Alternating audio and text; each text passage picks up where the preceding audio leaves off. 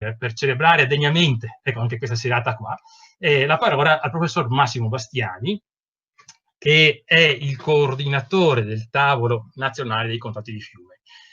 Brevemente, il professor Massimo Bastiani è un architetto e consulente in numerosi progetti europei e nazionali di ricerca sull'ambiente e sullo sviluppo locale, è consulente Enea.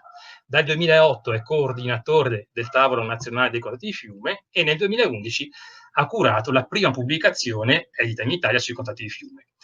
Professor Bastiani, vorrei appunto dare a lei la parola e che vorrei appunto che ci parlasse anche della futura assemblea del tavolo nazionale dei contratti di fiume. Prego.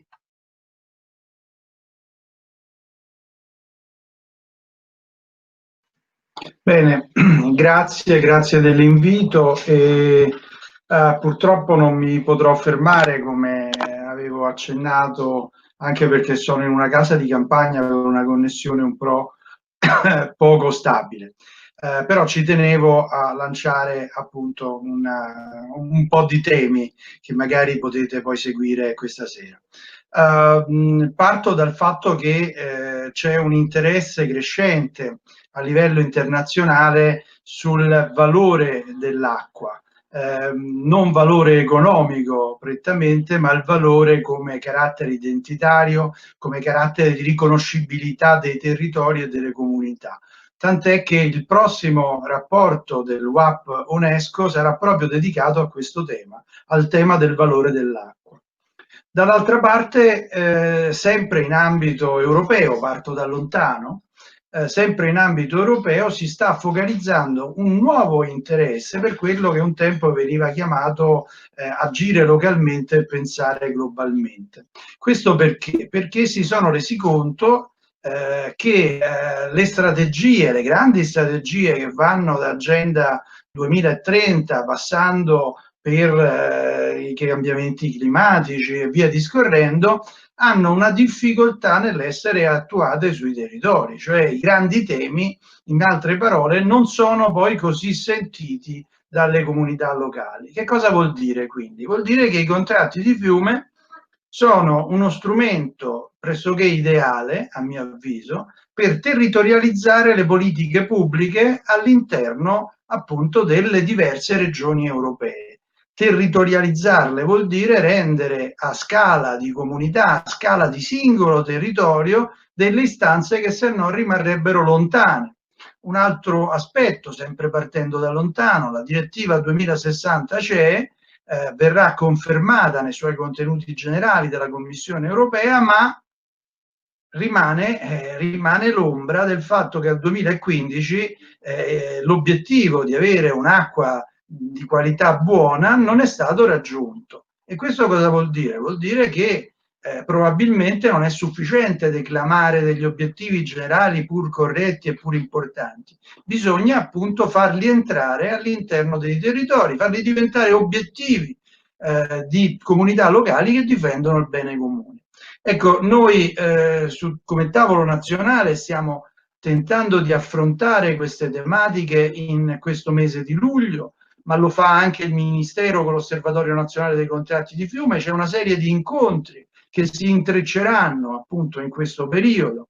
Nella nostra assemblea, nello specifico, che si terrà in 3 parti, una parte che riguarderà il nord, una parte il centro e una parte il sud Italia, tenteremo di fare un quadro complessivo su quello che è la percezione dei territori del documento che stiamo presentando, che presenteremo appunto all'Assemblea, che è un documento nel quale come tavolo nazionale facciamo una serie di proposte. Le facciamo in 6 punti specificatamente.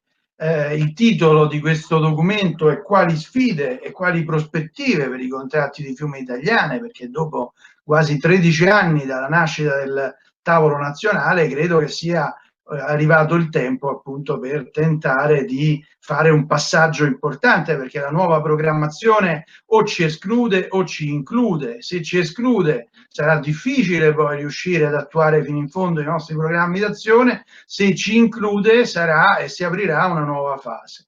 I temi che trattiamo all'interno di questo documento di discussione dell'Assemblea, riguardano i CDF, il ruolo dei CDF nella programmazione europea. Si prefigura anche la possibilità di fare addirittura dei consorzi che in qualche modo trovano al centro i contratti di fiume per l'attuazione dei programmi d'azione. Questo ha bisogno, e qui c'è il tema 2, di mettere insieme risorse ed opportunità all'interno di una strategia. Ecco, la complessità dei contratti di fiume riguarda proprio questo aspetto, cioè la capacità di mettere insieme vari settori che vanno dallo sviluppo economico locale, sostenibile ovviamente, a interventi sulla qualità dell'acqua, sulla natura e via discorrendo.